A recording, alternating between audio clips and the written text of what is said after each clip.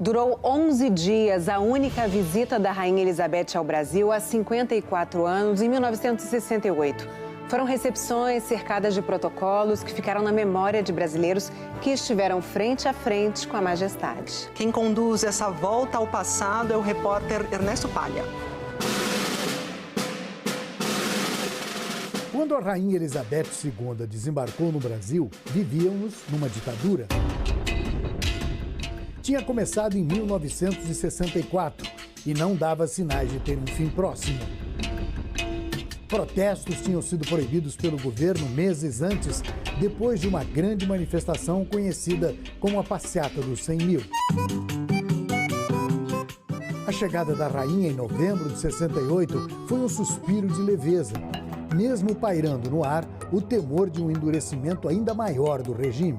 E isso não impediu a rainha, soberana, chefe de Estado de uma nação democrática, de visitar o Brasil? O contato dela com o presidente Costa e Silva foi estritamente protocolar em um jantar. E essa é a mensagem que a rainha passa naquele momento, de que não concorda com aquilo que está sendo feito no regime político brasileiro e que tem um contato muito próximo com a população.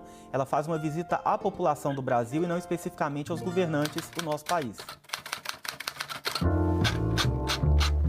Na época em que repórter usava máquina de escrever e gravata, a cobertura da visita da rainha foi praticamente o assunto único da imprensa brasileira ao longo dos 11 dias em que ela esteve no Brasil.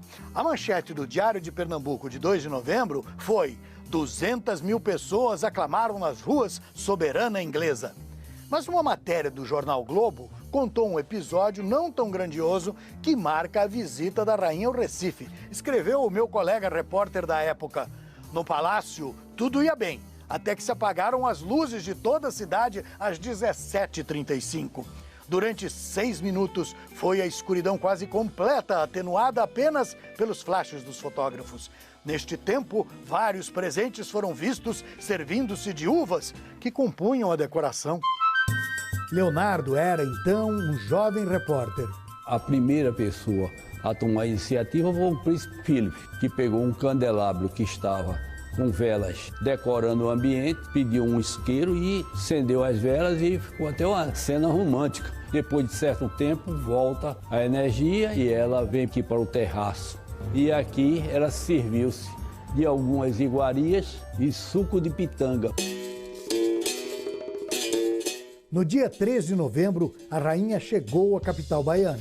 O jornal à tarde noticiou a passagem de 3 horas por Salvador. Os barraqueiros do mercado modelo já estavam a postos à espera de Sua Majestade para ofertar-lhe presentes. Essa foi, aliás, uma das muitas vezes em que o protocolo foi quebrado, pois a rainha não deve receber presentes de particulares. Foram-lhe entregues um balangandã trabalhado em prata. Outro fato que merece registro: o conhecido e popular Camafeu de Oxóssi, que é também barraqueiro do mercado modelo, compôs um samba em homenagem à rainha. Convidou os seus alunos para participarem dessa roda de samba e eu fui um deles. Quando chegou na hora que a rainha entrou dentro do mercado modelo, aí foi quebrado o protocolo com o toque do berimbau.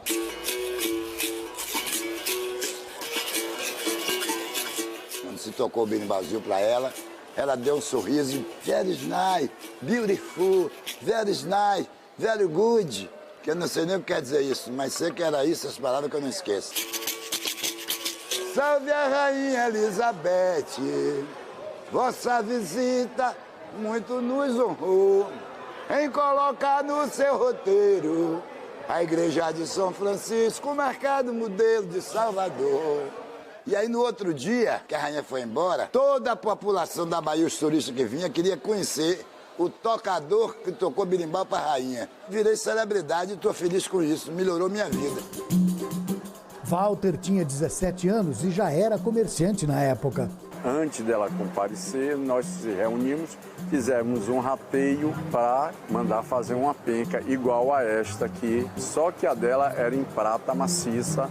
Na hora do presente, quem deu o presente foi o governador Luiz Viana Filho e o prefeito Antônio Carlos Magalhães. E entre uma notícia e outra da visita da rainha, as emissoras de rádio continuavam tocando os sucessos da época. A música que estava bombando em 1968 era Baby, do disco manifesto Tropicália, de Caetano Veloso e sua turma. Caetano, que pouco tempo depois precisaria fugir do Brasil da perseguição política, se refugiando justamente na Inglaterra de Sua Majestade. Em São Paulo, a Majestade conheceu o monumento do Ipiranga, visitou o Edifício Itália e inaugurou o MASP.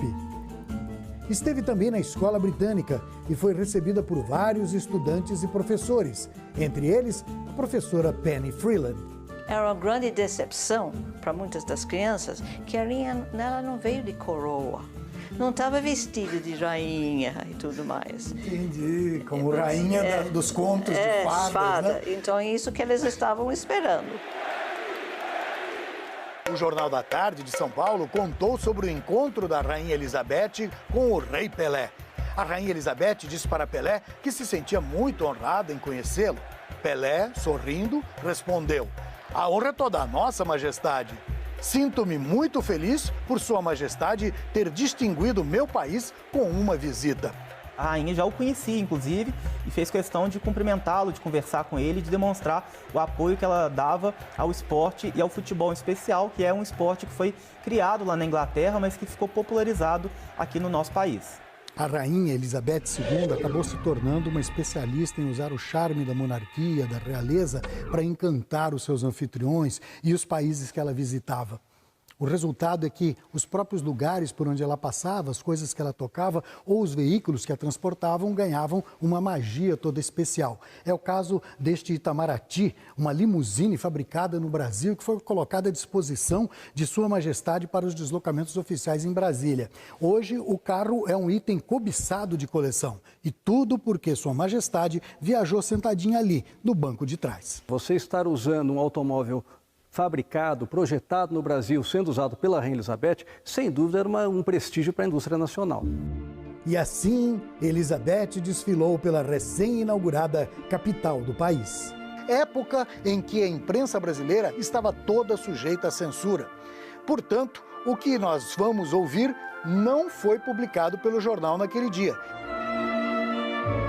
Impressionou-me a ideia, traduzida na mais ousada e bela das arquiteturas, de se construir uma capital em torno dos três poderes fundamentais do Estado: o Executivo, o Legislativo e o Judiciário. E prosseguiu a rainha: os três devem funcionar em uníssono, porquanto, no fim, é o primado do direito que constitui o bem mais precioso do Estado civilizado. Palavras proferidas pela Rainha Elizabeth II em plena ditadura brasileira em 1968. Senhoras e senhores, Um mês mais tarde, o regime militar iria baixar o ato institucional número 5, marcando o endurecimento da ditadura no país. para um importante comunicado do governo federal. O AI-5 fechou o Congresso Nacional e o STF nada mais poderia fazer para garantir os direitos dos cidadãos. E a visita da rainha ficou apenas como uma lembrança, quase real. Para muitos serviu como alienação dos problemas que o Brasil enfrentava. O banquete presidencial é oferecido à Sua Majestade Elizabeth II e à Sua Alteza Real, o Príncipe Philip, nos brilhantes salões. Outros membros da família real britânica visitaram o país, mas Elizabeth só emprestou sua realeza aos trópicos uma única vez.